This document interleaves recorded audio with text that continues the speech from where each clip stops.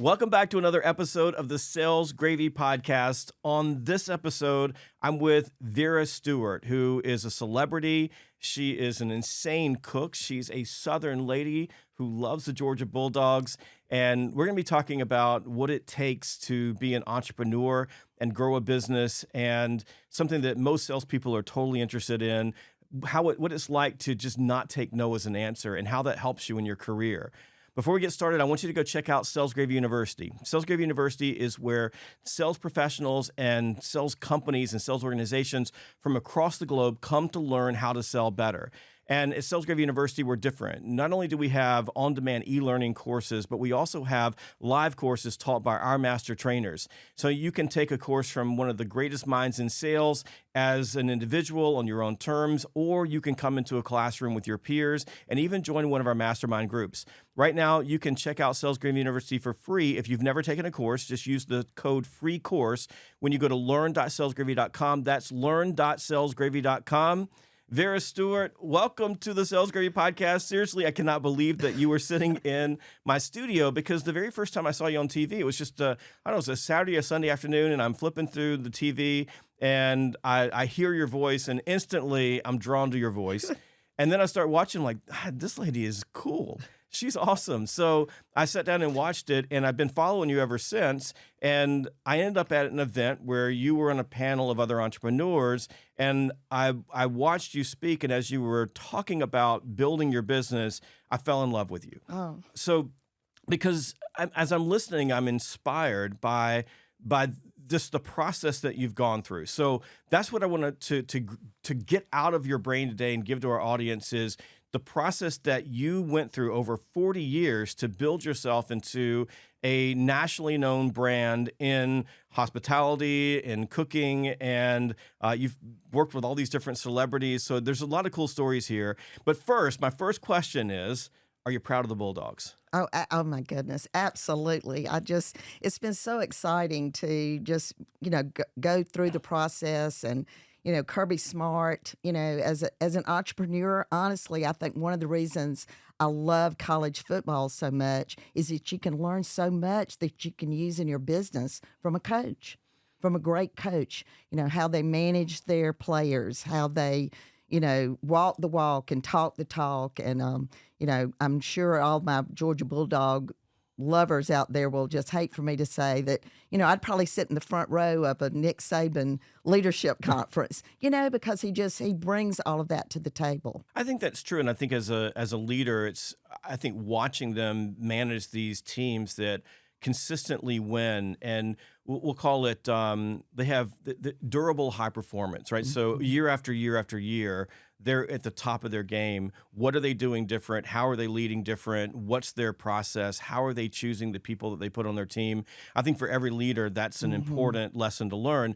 On the flip side of it, for any entrepreneur, sales professional, business person, being able to work with a coach also matters, because we've got the Masters is coming up here in Augusta in about a month, and one of my favorite places to go is at the practice range, and sitting watching the greatest golfers in the world hit balls with a coach sitting next to them who can't play golf as well as they can, but giving them some advice. And you were talking earlier about your son, who runs an amazing firm called Vera Stewart. They're a marketing agency. I work with them as well.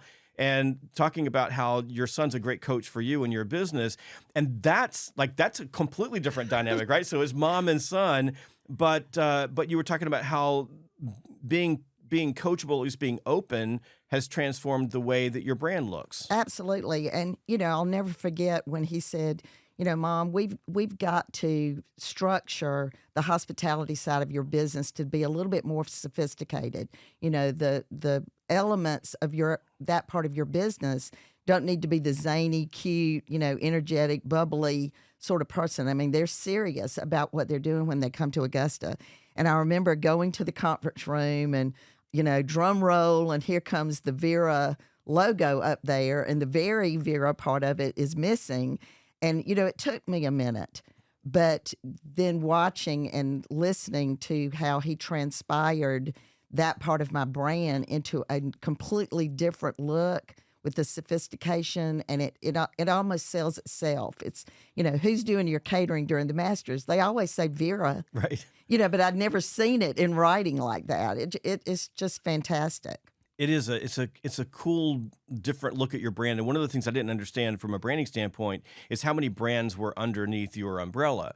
So when I got to know you, it was the Vera show, Right. and we're going to tell that story. I think you're now in over 40 markets. You've done more than 300 episodes, and it's grown into its own ecosystem, this show.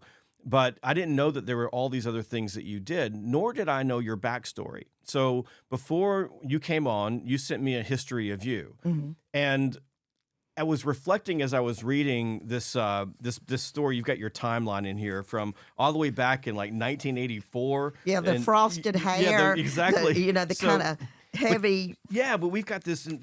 I'm trying to find the time, but we got this amazing timeline for you in this document, and what hit me was just the other day ago. I ran into I grew up here in this town, near this town. I grew up in Harlem. But I ran into an old high school friend that I hadn't seen in 30 years who had been following me. And she goes, "Man, you are so lucky." And I thought, that's an interesting way to put, 30 years of grind, right. into "you're so lucky." And when I was reading your backstory, and I want you to walk us through some of those steps, I'm like, people would look at you. I'm sure you've heard that before. Vera, you are so lucky. But you look at that is a lot of hard work, grind, and hustle over the years. I'm wondering if you can maybe walk us through your entrepreneurial journey. Certainly. And not just like the steps, but the emotions. Like, what did you go through to get to where you are today? Well, I think, I use the analogy dream. I just remember as a child just dreaming about, what am I going to get for Christmas? And there's going to be a car with a red bow, when I turned 16. And I think I was always looking for something to make me excited, whether it was rearranging my bedroom, and then I'd feel like everything was new. And, that's kind of how this whole thing got started. I, went to the University of Georgia, had to pick a subject that I thought that I could pass. And so I thought, well, home ec kind of fits that bill. And then I ended up having to take chemistry. So I ended up making cakes and pies for the chemistry professor so I could, get through and pass that class. But, after 4 years of teaching and having my first child, I thought, I really want to stay at home. But I was kind of missing that little element of having my own money and things that I could do with, what I earned myself. So I created a catering business out of my home kitchen. And it was basically, if you need a cake or if you need a dessert or if you're having 6 people over for dinner, let me do the food for you. And it just kind of evolved over time. And in the early stages of that, I actually lived in Cartersville, Georgia. And Joe Frank Harris, who was the governor of this, won during this period of time where I was developing my catering business. So many of the parties that went on prior to the election, I did the catering for it. Well, next thing you know, he's elected, and he got me to come to the governor's mansion and orchestrate the inaugural luncheon. And that kind of put, I thought, well, good night. I could do this easily. So that's the kind of the beginning of that.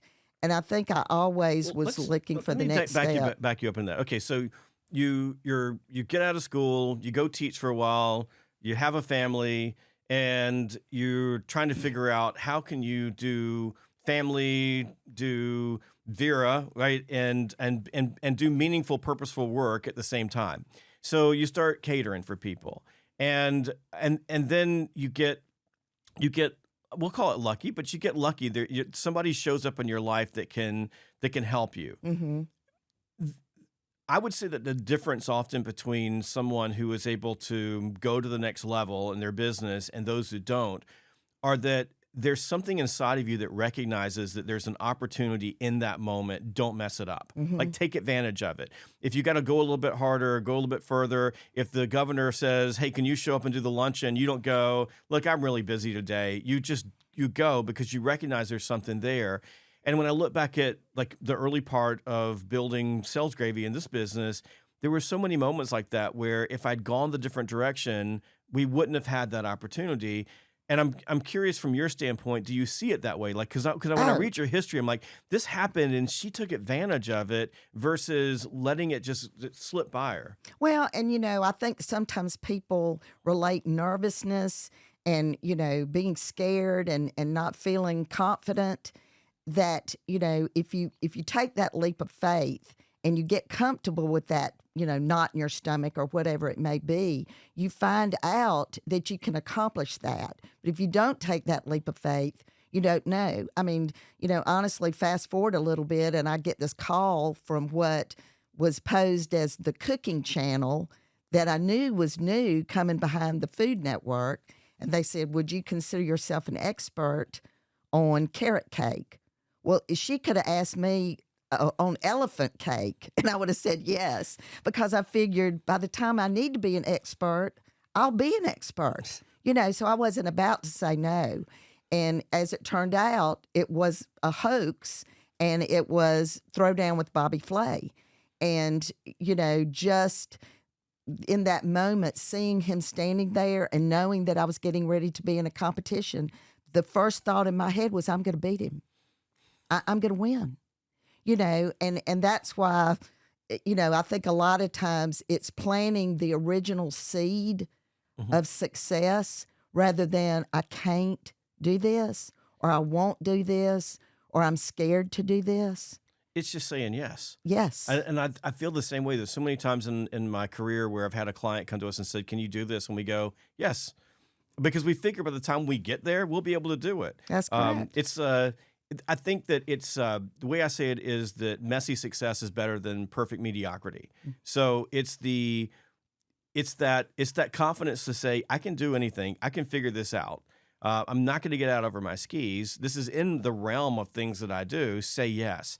And I think so many people say no because of that same reason. They're insecure. They're scared. I go back to I figured out a way to get into Fort Knox. I had to jump out of an airplane to get there, but we were building out the military part of our business. I wrote a book called Fanatical Military Recruiting, and then I asked, "Is there any way I could go see the recruiting school?" And then we got into the recruiting school, and I said, "Is there any way I could go look around?" And as we were looking around, I saw an office, and it had a general in it, and I just walked in and said hello. But the person that was escorting me was like, "No!" Oh my gosh. But I walked in and said hello, and then had a conversation, and it turned into something. But if I'd have been afraid, they Right. might reject me, or I might not be able to get in. I wasn't doing anything bad or ugly. I had a smile on my face. I was just moving forward. I think it's that, and I think a lot of sales professionals miss opportunities inside of their accounts to ask for more, to get a referral, or to see an opportunity to expand because they're Oh afraid. gosh, You know, you're speaking my language so much right now because we're developing some new clients this year for the Masters, and in that process of working with my team, well, they didn't mention that they wanted anything like that. I was going, I know. what do you mean they didn't mention it?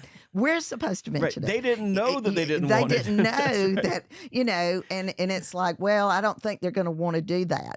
These sorts of things, and we have to rent a commissary kitchen that week to provide enough space for everything, all the food, all the prep, everything that we have to do for that week.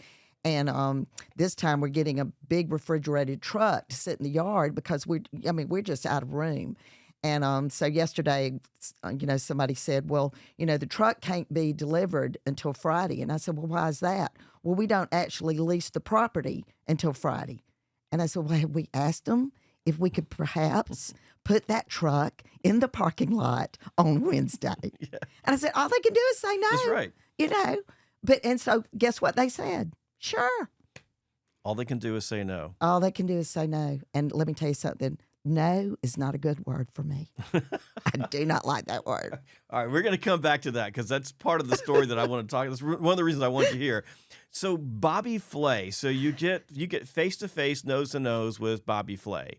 So just real quickly, what was the experience like? Oh my God. Well, first of all, he's really cute.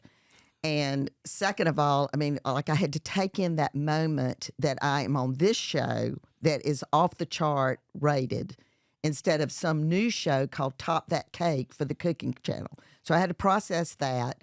And then I thought, I can immediately get business from this because I was a mail order company. I didn't have to wait for someone to come to my cafe in Augusta, Georgia. They could immediately get online and order that carrot cake. And so just the I'm going to win, and it was, I think, the personality part, like you walking in and saying hello to that general, he probably loved that because anybody else would have been too scared to do it because that was against the rules or whatever. And so I just played in, and I messed with him a little bit. When he said, I'm putting ginger in the batter. Well, I knew enough about ginger to know you're not going to taste anything else. As soon as he did that, I thought, I got this. I mean, I'm going to win. I'm going to beat him to death. And so I think I could see the vision on what it would mean to win. It takes me back to the third grade. If it was Red Rover at recess and I was the littlest kid in the class, I was going to break through. I was going to find the weakest link in that group of kids in front of me, and I was going to bust through that line. It's just part of my personality. So you win for the sake of winning? Yes. Yes. Okay.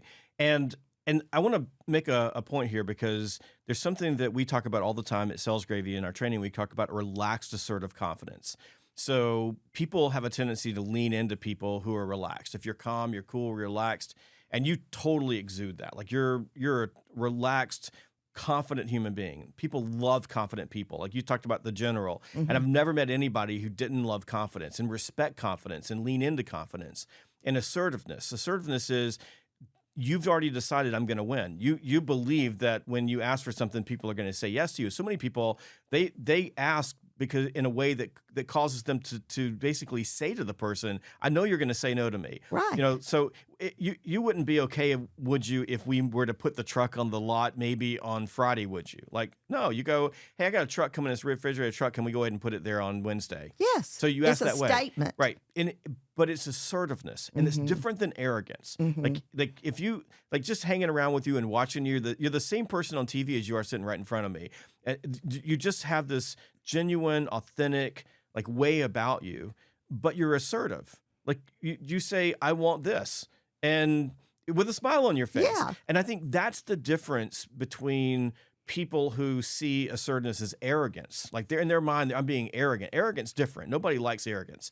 But people love assertiveness.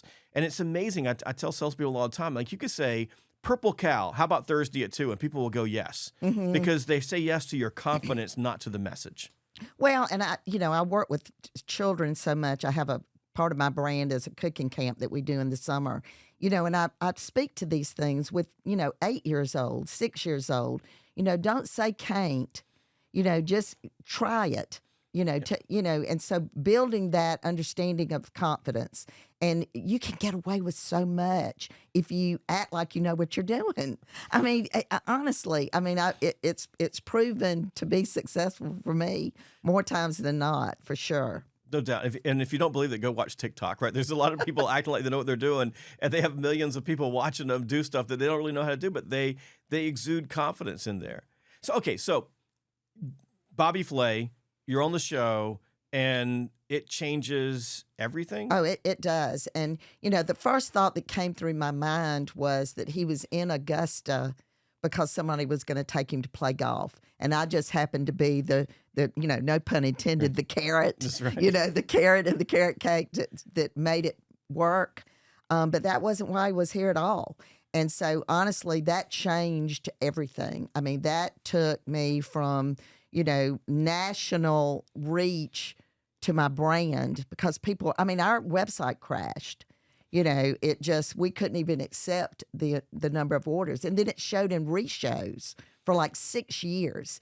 And we'd start getting all these carrot cake orders. And I'd say, well, Bobby Flay ran again last night, And so the local television station said, we're going to give you your own show. We'll let you record 6 shows, and then we'll run them in reruns. Well, I didn't say anything, but I knew good well I was going to film more than 6 shows. So I went ahead and planned 24. And, well, if you work really hard, Vera, maybe in 5 years you'll get syndicated. And I thought, where's the rule book that says that I can't get syndicated until the end of 5 years. And so we approached WSAV in Savannah, looking at our data of where people are commenting, liking us on Facebook and all of that. And Savannah was that area of the state. And they just happened to have a female GM, which might have played a part in the fact that she thought this would be, good programming on Sunday morning on WSAV. And that was our first syndicated market. Okay, so let me back up for a second. So get off Bobby Flay, you get a shot. The local TV show says, Vera, we're gonna film 6 episodes. You said, yeah, we're gonna do that. I'm gonna play your game, but I'm doing more. I want to do this. And there had to have been something about being on with Bobby that caused you to say, this is cool. I want to do this. Well, and that, honestly, again, going back to my degree in home economics, one of the classes you had to take was food demonstration. And, I was never nervous doing it, whether it was cutting up a chicken or, grating cheese or whatever the assignment was that you had to get in front of a camera to do it. I wasn't nervous about it. We film without, I have no cue cards. I'm just kind of in the moment. They're saying, wrap it up. And I'm saying, we're going to finish this during the break. I kind of just played into it. And it's interesting to me that being from Thompson, that you were not aware of like my mail order days or my cafe on Washington Road, and that you learned about me from the show. And that is so interesting to me, because you met somebody that's not exactly who most of the people in our area knew originally. And I love that part. That's true. Okay. It's true. That's how I met you. But I fell in love with you when I heard your story. So you get this shot and you say, I'm not going to wait 5 years. And I love that, right? So you're saying, and this is what Rainmakers do, by the way. And just a real quick side story. At the beginning of the pandemic, back in 2020, I'm sitting in East Atlanta. I walk out of an audiobook studio. I just finished doing the audiobook for my book Inked. And my phone starts ringing off the hook. And it's executives, CEOs, people that I advise going, Jeb, what do we do now? Should we keep selling? Do we pull back? Like, what should we do? And I'm saying, no, you keep selling. You keep calling. You keep talking to people. They need you. Maybe you change your message just a little bit, but keep selling. The same group of people were calling me midsummer saying, Jeb, we've got a conundrum. We don't understand this. We have some of our salespeople who are hitting all-time records. They're selling more than they've ever sold ever before in their lives. They're crushing company records. And we've got another group of salespeople who are barely making it. We don't even know if they're going to be able to survive. What is going on? And as you started asking questions, one group were like you. They're Rainmakers. They looked at the world and said, you know what? This is the world I live in. But that's not going to stop me. I'm going to figure out a way. It turns out that I can sell more in a virtual environment because I can put more people in my funnel because I'm not driving around in a car. Right. And another group of people, I call them rain barrels, that are sitting around waiting for something to change, waiting for something to happen. And in that moment, you could have been a rain barrel and said, okay, I got these 6 shows. This is really cool. I'm going to have good fun with this. And maybe something good will happen. I'll wait for 5 years. Or you could choose to be a rainmaker, which is what you did. And you said, I can do this. Like, I can make this happen. I've just got to go find the next station. What was that moment when I don't know if you got in your car, if you got on the phone, but you decided to go to Savannah or get with, WSAV and say, you need to have me on the show after people told you couldn't do that? Like, what was that like, and how did that manifest itself into a sales call, essentially? Well, and, for the audience, being in front of you and feeling this chemistry and there's nothing like it. And for me to be able at the time, this sort of setting, was not an element back in 2011. So I had to get in front of her. I wanted her to see that I was very serious about it, that I could bring an audience, that they could sell 8 commercials during my show for top dollar, and that they could make money putting this show on as a barter. Okay, so let's stop for a second because this is important for all the listeners, very important. you went in Mm-hmm. thinking about her. Mm-hmm. So you went in and said, you can sell 8 commercials and you can make money. And that was your pitch. Mm-hmm. Not, I'm great, No. but here's how I can help you Mm-hmm. sell more advertising for your radio station. That's crucial because when we take relaxed assertive confidence and we put that with you focusing on the value that you can create for the person that you're having a conversation with, all of a sudden you have magic. That's right. And that was 2013. And if they weren't selling those 8 commercials, they'd put in Ginzu knives or pocket fisherman or, something like that for paid programming. But instead, they're running quality television. They're able to sell those commercials. The show is top rated during that time frame in Savannah. And we've actually, Jeb, never lost a station. We've never had a station cancel our 100% program. retention. 100% retention. Okay. Go ahead. No, keep going. No, because honestly, if they even thought about it, I would be in my car. I would be on my way there. But that also says that you take care of your stations, Right? and you stay committed to them, you stay focused on them, and I think a lot of people take for granted what they have versus truly investing in making sure that those stations who are integral to your success Mm-hmm. are happy with the product that you're producing. Well, and as I evolve as a business, with the second book coming out, I was in 11 markets when the first book came out, and now I'm in 40. So I need to be doing book signings in Dallas, in Houston, and Austin, and Richmond, Virginia, and places that I wasn't in at the time that my first book came out. And I think when we make those sorts of calls, it makes them feel like we're thinking about, like you say, why would I be thinking about going to Dallas, Texas, to do a book signing? And now we've ended up with several, happening at that time. And now we have an audience there because my show airs in Dallas now. And you got to go take care of those fans. Exactly. Because the fans will take care of you. Right. Okay, so let's go back. So you get WSAV to buy in. Mm-hmm. I love that story. And then you come back to, was it WJBF? Is that okay? Mm-hmm. So you come back to WJBF. That's Channel 6, right? Mm-hmm. So do my math here, long time. It's Channel 6, and you tell them that you've been syndicated. What did they say? Like, how did they respond to that? Well, Bill Stewart, who's the general manager, soon to be retired, he says he's retiring. He's said that many times, but he says he is. He has been so supportive of me, just, gave me the break. I didn't let him down. These things happened. And I think with the wink of his eye, he kind of figured that was going to happen. He just kind of, laid low when I said, well, I actually have more shows in my back pocket here. We could do more than 6. So I think he's always thought that it would be what he envisioned. And he's been my partner kind of in making some introductory calls to other GMs that say, would you just take a look at this show? He's been wonderful to me. And I think, like you say, it's, I don't have a syndicator. I'm the one introducing myself. And there might be something really interesting about that, like you walking in and just saying hello to the general.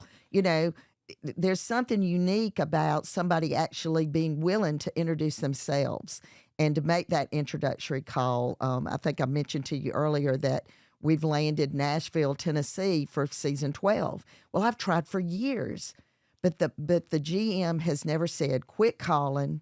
We're not interested. Your show is awful. And so you just keep following up. You keep following up. Closed a deal last spring from a big company that I've been working on one of their divisions for 3 years. And all I did was every quarter I sent 2 text messages with 2 links to articles that I thought would be interesting to the senior vice president. And we would talk every once in a while, stayed in touch. And last spring, I sent him a link to an article, some things that were happening in their industry. And he writes back and says, I'm going to be in Atlanta for lunch. Can you be there? And I drop everything, change schedules, just move the world. And I go and we have lunch and we talk. And then at lunch he goes, hey, I got something I need for you to do for me. And now we're in the company, we're in the business, we've expanded the relationship. So sometimes no is no right now, but it's not no forever. And you can't let bouncing off no make you tuck your tail and go away. You got to keep working at it? Consistency is king. You know, when I look at the customers that I've had during the golf tournament for 39 years, they set your watch. They're going to get the contract in August. They're going to get the menus on November 1st. They're going to get, you know, constant referrals to this is what your preliminary invoice looks like now. You know, would you like to add this? Do you need a golf cart this year? You know, the consistency of the behavior that we have shown over all these years is what keeps us grounded. And I use Oprah Winfrey as an example. You know, if you came to my, and you've got to come to my office sometime. So you come in and you see these articles framed, and it's me just sending cakes to like Veranda Magazine and Oprah Magazine and In Style Magazine. And, you know, I know they eat it. I mean, I know they love it, but are they going to write about me? And so, again, Oprah never said, quit sending the cakes. I always got a note saying thank you. And we did it twice a year, just like you send those texts. And on the 10th year, they called and said, we're going to feature you at the top of the O list. It was the May magazine, and it was the only issue she ever shared the cover. So it sold more than any other issue, but it took me 10 years. 10 years. 10 years. I tell the story on stage sometimes about a deal that I sold, $1.2 million deal. This is back in my 20s. And I called the buyer 52 days in a row because their contract was coming up. And if they renewed, the renewal period would be for another 5 years. And I didn't plan on being in that job 5 years from then.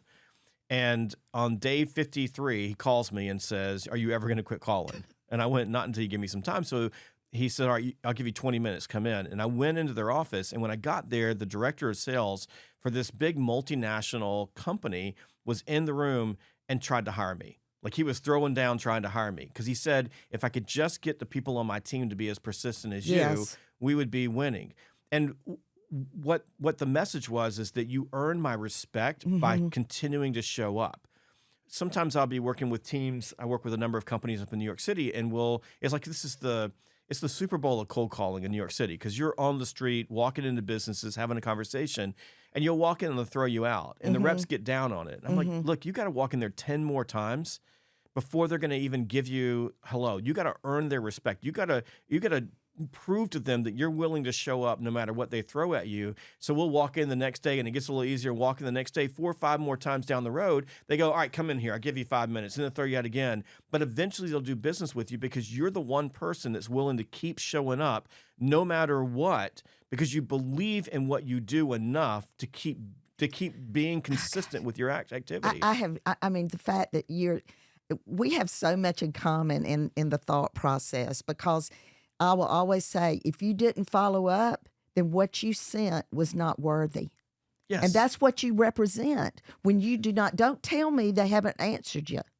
You know, it's that you've got to follow up, because if it was good enough to send out this information, it's good enough to follow back up. And I believe that. I do think that there's a lot of respect for the constant, you know, putting that back in front of somebody more than one time, if you believe in it.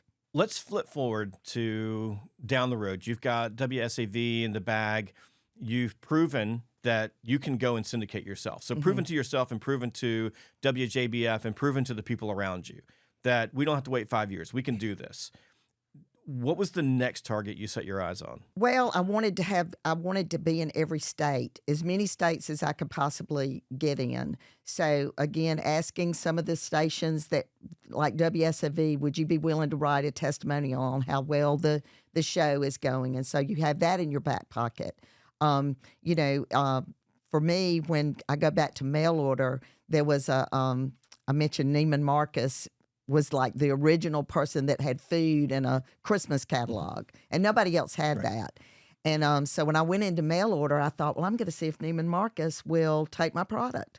And of course, you know, they turned me down right off the bat. And the very next year, Saks Fifth Avenue decided that they were going to do food in their catalog, and they put 3 of my products in their catalog. Well, the very next year, Neiman Marcus called me back, you know, and so then the more of those, you know, then you get Bloomingdale's, and then you get Horchow, and you you become more legitimate. So for us right now, we're in a really good place to be able to say that we've never lost a market, that we're in 40, soon to be 41. More people might take that call because my credentials, Sure. are building up. And, you don't walk around with, bragging rights on all of that, but you do feel confident in being able to, to express these certain things that you've accomplished. There's no doubt. I mean, a lot of people who listen to this podcast or watch this podcast work for small companies, small tech companies, and they're in what I call a green field. Like they're selling something. They're really small. They're dealing with they're fighting against big Goliath companies, or they're even selling something that people don't even know that they want. I mean, so you've got to convince them that this particular software, and they struggle with that. And one of the things I teach them is exactly what you just taught us: is find one company, put a stake in the ground, find one that will do business with you, and then use that to build to their go to their competitors and say, hey, we're working with your competitor, work with us. And don't just bounce off one and go, they won't work with me anymore. What am I going to do? You got to put a stake in the ground. And when you get that stake in the ground, you put the next stake in the ground. I'm interested, though, when you looked at your next target, you didn't say, find another station in Georgia. You said, I want to be in as many states as possible. So tell me about the strategy behind that and why you looked at that. Because I think most people would have said, okay, I'm in Savannah, let's go to Brunswick, or let's go down to Macon. And you said wide, not deep. Right. And you said, I just loved her voice. That was one of the first things you said. And I can be in the grocery store and somebody will come over 2 aisles to say, are you Vera? Because they heard me talking on aisle 3. And I think that was what engaged me to think that Southern accent, that Southern food is so popular all over the country. Go back to my mail order day data, and California was in our top 5 states in sales. So why was that? Was it because they couldn't get the type of food that in California that maybe they had grown up having? And so suddenly we've got a product that can be delivered successfully to the state of California, and they're ordering it all the time. So in order to grow and be, for the word syndication to not just be the state of Georgia, I needed for it to be like at least the Southeast. Then the next thing Syracuse, New York takes the station, and they love it. And I know that my voice has something to do with it, but if they didn't like the food that I was preparing, they would change the channel. So I'm going to stack this up for a second. Okay, so let's take a look at this as a strategy. Again, a long-term strategy, long focus, but we begin with you have this passion for what you do. So you found something that you really love. You stack on top of that just this I have to win. Like, I'm a winner, I'm competing, and I look at the world and think to myself, I can accomplish anything. Drop it at that, optimism. So if you bounce off something, you go, that's okay, I'm going to get it the next day. And I think optimism's huge. So you drive persistence, consistency, you build durable high performance inside your organization as a leader. So all of that is working. And then you get these breaks that show up in your life, and instead of saying no, because all we have to do is just flip back to, you get the call from the cooking show, and they say, are you an expert in carrot cake? And you go, no. And are you even equivocate a little bit? Like you go, well, kinda. And they don't feel that confidence. You don't get Bobby Flay. You don't get Bobby Flay. You're not very Vera, No. the TV personality. That's right. So, but you take advantage of those things. You say yes to them. You look around. And then when someone tells you what you can't do, you go, I'll show you, because you're a winner. And so you go to WSAV, you walk through the door, and you speak the general manager's language. Their language is sell, advertising, make money. You sell that first, and they buy you.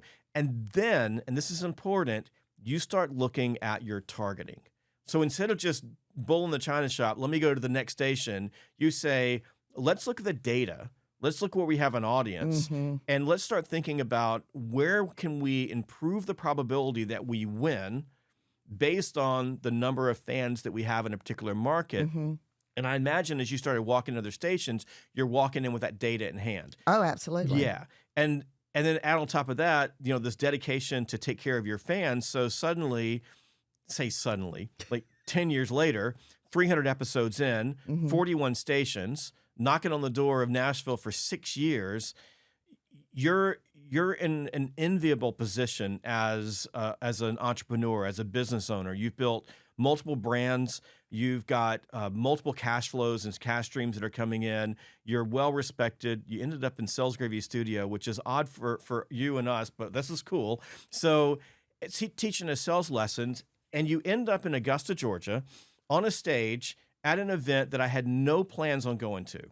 And somehow or another, we ended up with tickets and a table. My young son showed up and told his mom I felt guilty, so I went.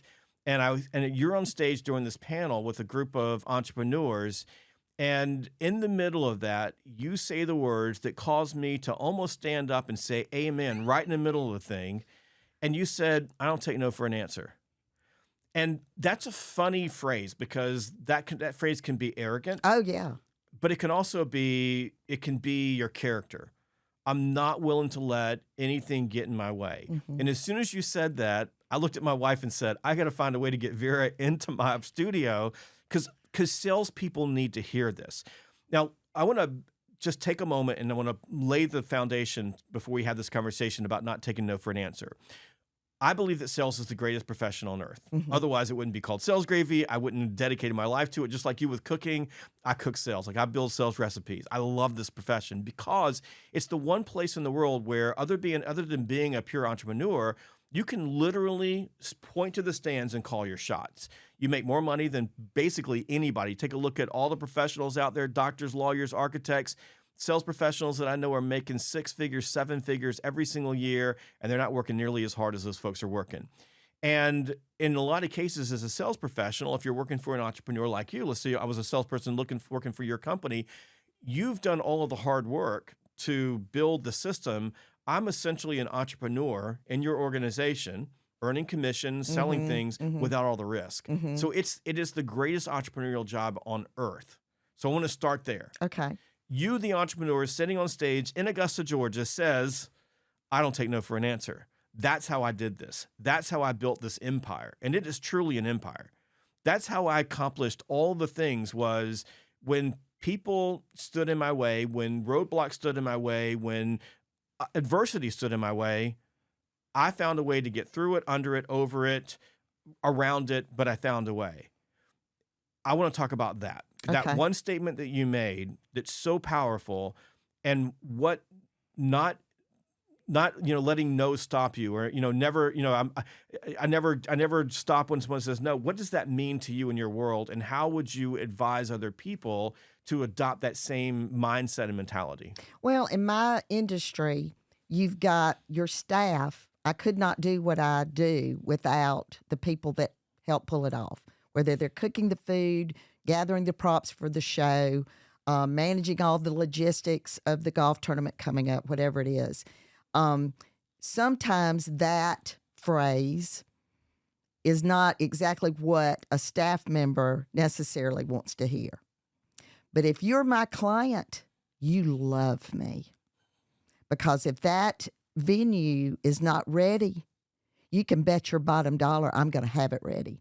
No matter what I have to do, if I have to say, well, you got to call everybody because those pansies were supposed to be planted for this wedding reception tomorrow, and they're not in the ground. Okay, so let's stop there. So one thing, don't take no for an answer means to you is you sold it. Right. You made a promise to that That's customer. right. And if you're a sales professional, you sold it, you made a promise to that customer. You are going to, by God, do whatever it takes to make sure that your organization delivers on the promises that you made. And that means that it may be painful for you. It may be hard for you. You may have to stay up till midnight and plant the pansies yourself. But whatever it takes, when you made that promise, it's going to get followed through on. That's exactly right. Okay. And you have to, I've learned that the coaching that we started this conversation with earlier, how to educate and develop that understanding to my team that, like yesterday, we said something about snack baskets in all the houses. And I said, do we have enough of the actual basket to do this. Well, sometimes we just find one in the homeowner's house. I said, no, we're not doing that. Well, that's the way we've always done it. Well, we're not doing that this year. We're going to have the basket and we're going to prototype it, and it's going to look amazing before it goes to that house and sits on the counter. So you can see sometimes the element of, but that's what they expect out of me. The leadership, I believe they all expect me to look at those fine points and develop those fine points and make those things come to life. It's delivering a legendary customer experience. Mm-hmm. So everything matters. All the details matter. All the details. So when it comes to getting on the next station or, selling the next ad or, are working with, you've got these national sponsors like Sub-Zero that you work with that make really, really good equipment. So one of these days I'll be tall enough to ride on the Sub-Zero ride. Like when like the Nashville people, when they say no, what does not taking no for an answer mean to you when you're selling, when you're face to face with something that you want? Well, and I'm so glad you brought that up, because we were actually the original studio at WJBF. Electrolux was home based in Augusta. So when Bill Stewart, put that studio together for me to film the show, Electrolux brought those appliances in. Well, fast forward 3 years and I'm syndicated. And, I don't know anything. I'm not a business major, but I thought somebody should be paying me to cook on this equipment, Well, they didn't necessarily see it that way. So I've got several appliance stores that advertise in these cities now where the show airs. And I thought, I'm going to reach out to one of them and see what their recommendations are. And, somebody said Thermador, and then, one guy said, I think you should go straight to the top. Well, that's my language. I thought, I think so too. And so we reached out to Sub-Zero and Wolf, and they don't do this. They don't do this kind of thing. And I mean, in 48 hours, I had landed that deal. And I think it was the fact that, that I brought it. I mean, when they said, well, how much is this going to cost us to be your sponsor? And I was trying so hard not to be nervous when I said what I said. But, it's why would they still be with me if it wasn't a good fit? I feel like we take care of that part of the partnership, and they take care of me. And it's just a great relationship. You went straight to the top. So just walk through the door and ask. And I think that's assertive. Like that's that process. And if you bounced off the top, maybe you go to the middle, maybe you go here. Mm-hmm. One thing that I don't hear though, when we talk about not taking no for an answer, is that it's adversarial. Like Neiman Marcus, they said no, Mm-hmm. you sold Saks, then you got back to Neiman Marcus. Mm-hmm. And I think a lot of salespeople here don't take no for an answer means that you have to argue someone into believing something that they don't want to believe. But what you see it as is if they tell me no, I'm going to come back again. I'm going to find another way. Mm-hmm. I'm going to change my message. I'm going to reloop. I'm going to be patient. I'm going to be consistent. 10 years for Oprah. 10 years. Well, and I think too that that's true. It's not a confrontation, but companies make decisions based on their own internal processes. So somebody may walk away not because we did anything wrong or they don't like our programming, but maybe they're going in a different direction. And that's all I hear is I'm going in a different direction. Well, you go in that direction for a year and I'll be back. I'm going to be back with an idea. So it makes my creative brain work overtime to come up with something that I can approach them with that'll be new and different to show that I'm still enthusiastic, that I bought in to the fact that they made a good business decision for whatever they were doing in their company. They had to walk away from me, but what can I do to get them back? And, we see that time and time again with, different food brands or whomever we're working with. I've got to, if it's a peach, for example, it's only seasonal for so many months. But could I figure out a way to freeze that peach when it's fresh and then bring it out in the dead of winter and do a salsa to go on a pork tenderloin? And then I'm talking about their company in the dead of winter. And those are the things that I think make me love my job so much, is that I've got to come up with an idea that will interest them on how they could be year-round product placement with my company. I love it. So it's always thinking about what outcomes you can create for them, what value you can create for them, and if you don't do it the first time, come back and think about something else, bring another idea in. And I think that's for sales professionals. It's not only do you have to understand your target market, but you also have yourself organized so that you can follow up on these opportunities. I remember this was back in my late 20s, but I sold a company called Walmart. And it was one location that I was trying to get into. And my wife used to drive my wife crazy because we lived in Greenville, South Carolina at the time, and we would drive home to Augusta to see my parents. And I would make her stop in Clinton, South Carolina on the side of the interstate. And I would get out of the car and I would look up at that building and go, "One day you will be mine." Oh my gosh. And I would get back in the car and she would go, "You are such a moron. Stop doing this." But every single time I went and looked at it, I said, "You will be mine. You will be mine." And one day I closed it. Mm-hmm. And then when I closed that, I ended up closing every one of their locations, these big distribution centers all across the country. And because the person that I sold there moved someplace else and called me and said, "Can you work with me?"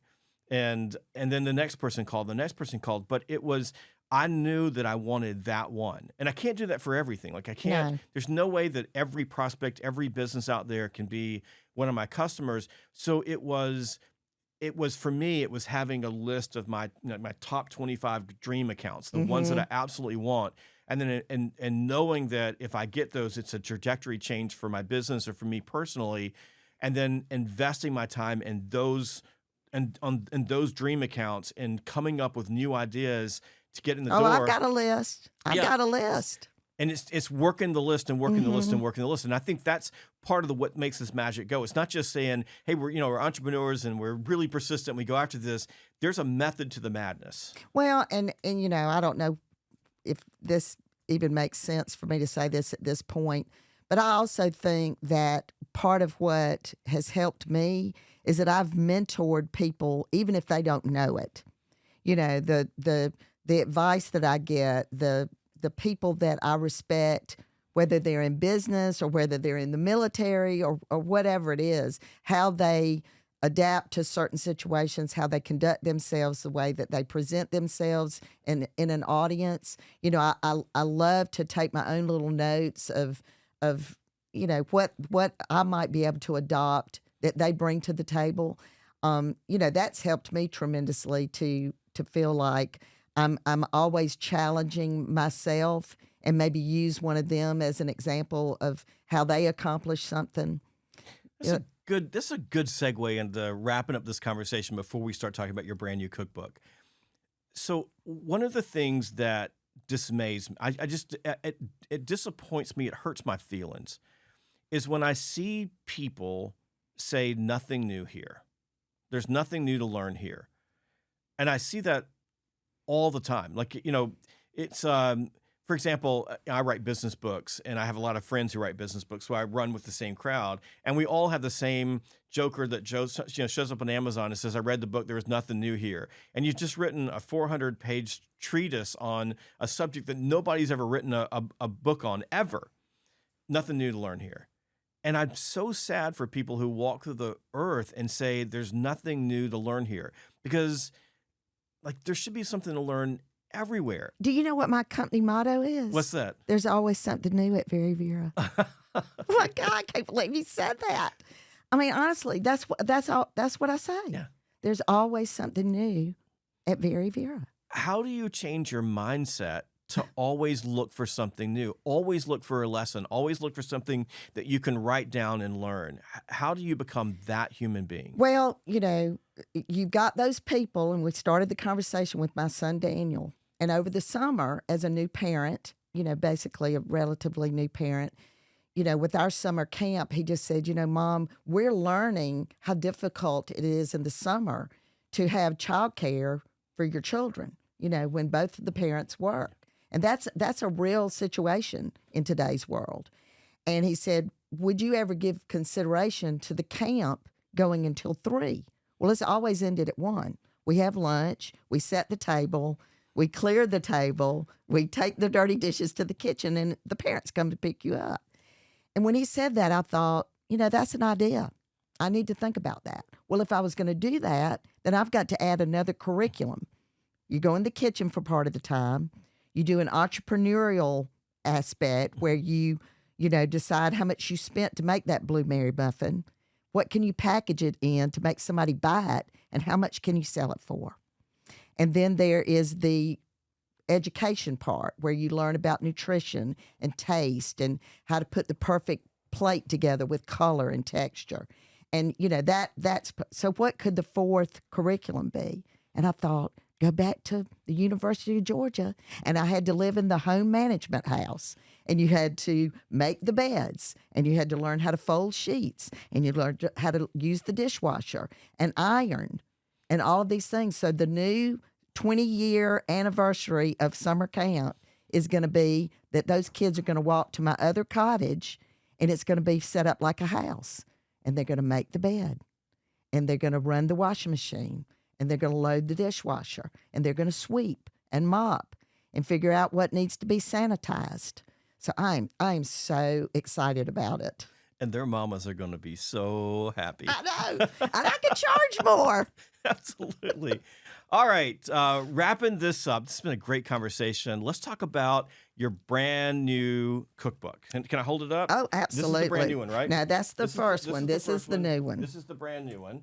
And so Vera Cookbook Occasions. So I'm going to hold this up here so we can see this on camera. I mean, it is hot off the press. This is brand new. It is brand new. And I'm going to get this autographed here. So let's talk about this book. Tell us about the book, why people should buy it, and what's new. Because there's always something new. There's always something new. So the first book was the closing of the retail and all the products that I sold as a unit, whether it was a cake or a Southern casserole or a sandwich in my cafe. So that's what's in the first book. So what about all my catering gigs throughout the years? What you had at a cocktail party or a wedding reception. So I wrote it by season. So if you're looking to do something for Mother's Day, you would go to the spring section of the book, and there are plenty of recipes there. It also speaks to the first book it all started with the recipe card and my fascination with the actual recipe box that was sitting on top of the refrigerator that got pulled down, and you went to the little tab and pulled out the brownie recipe. And this book, when you open it up, it has in the cover, it's all the sterling silver. Oh, wow. Look at that. See? And so the first book was recipe cards. This book, it all started with polishing the silver. So that's how I knew that a party was getting ready to happen, because Mom would pull the silver out of the cabinet and all the different plates. So I think, it's recipes that go back through the years with me, certain things that were in my family, things that we have used that are in that. And this is Azaleas. So the renderings are Kat McCall. She is a very noted local illustrator, and she did all of my chapter covers and all of the renderings on the pages. And then Peter Frank Edwards, this is a perfect example of don't take no for an answer. When my publisher with the first book, Deviled eggs with the bacon. when I did the first book, the publisher said, well, do you have a photographer in mind? Well, I have followed this man for years that photographs for Garden and Gun and National Geographic. And I said, well, I want Peter Frank Edwards. And he just busted out laughing and said, well, you can't afford him. Well, I started sending him cakes. And he finally called me and said, what do I have to do to get you to quit sending me these cakes? I'm getting fat. And I said, well, this is my budget. Would you do my cookbook? And he did. And he came back and did the second one. I'm starting to see a pattern here in your life, right? If you want something, send them cake. Yeah, that's it. Let them eat cake. That's my wife's very favorite thing to say. Let them eat cake. Let them eat cake. Cake. Very good. Okay, so where do people find this book? Okay, you can find it on our website at veryvera.com. It's available on Amazon as well. A lot of retailers in all of the cities where our show airs. And if you go to our website, you can click on show information, and it'll show you all the different towns where the show airs. So certainly, if you order it from our website, I'll personalize it for you. Perfect. And then to find you on social media? At Vera Stewart Okay. is the show, and then at Vera Camp is my camp, and at Vera Hospitality for the catering side. Very good. And that's on Twitter, Instagram, Yes. Facebook, everywhere. Everywhere. Very good. Well, Vera, I'm so sad. I'm very sad that this conversation is coming to an end because I literally could sit here and talk to you all day long. And that was my last thing is, how do you do it? Because, I tell people all the time, I'm from the South, and I can't even say hello in less than 30 minutes. And you were talking about how, they're telling you to wrap up. That's got to be tough for you. Yeah, and it's like I always say, no matter what you do it in good taste. So when you do have to wrap it up, just have that smile on your face. Very good. Well, with a smile on my face, thank you so much for joining us. Oh, it was my pleasure. It's been so much fun. And folks, don't forget, go check out Sales Gravy University. You'll find that there's always something new on Sales Gravy University as well. And if you've never taken a course there, go take your very first course. You can take any course, pick any one, use the code FREECOURSE, go to learn.salesgravy.com. That is learn.salesgravy.com. And we'll see you next time on the Sales Gravy Podcast.